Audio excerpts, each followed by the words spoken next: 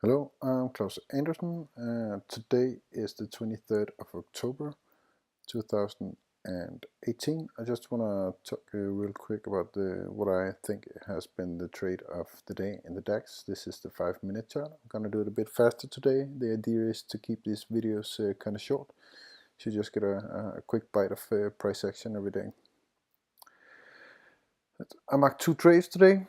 I like this better for trade of the day, partly because it was a nice setup and also because it was more profitable than the first trade that I marked. We are here on the open, just gonna fill in. This is the open bar right here, and this has been today's price action so far. Overnight we had a large drop from all the way up here. So the context of the market is a bear market. Look here how we only corrected sideways, then we had a failed break higher. You had this bull bar right here. You would expect to see some follow through if bulls really were in charts. Sometimes we do get a close of this overnight gap down right here on the open. So a gap down could be a trend day in either direction. But here it ended up being a failed breakout of this smaller range, and you had a new low here. That's the first entry short, and that's the second entry short. If you waited for a lower high, then you got this bar right here, outside down bar in an always in short market, a double top after a failed breakout.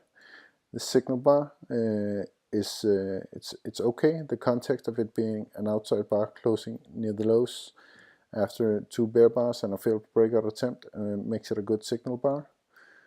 Would have liked it even better if it closed below the prior bar right there, or even if it closed below this bull trend bar breakout bar right here. This setup ends up being a trapdoor when we trade down below the support of this smaller range, especially when we broke below right here. So a lot of the bulls were stopped out. That's what fueled this push down right here. And well, what else is there to say? It's off the moving average. Targets for this, you had this low down here, but if you went down there, then probably 100% expansion of the range, the open range. See, we got a bounce nearly at that area right down there, and then I thought this might be a spike and channel. Turns out that the channel was well, not to drag out this video, but we had a bear trend line right there and a channel line down here. So you had the spike, correction, and a small 3 push pattern bear channel here before price turned up.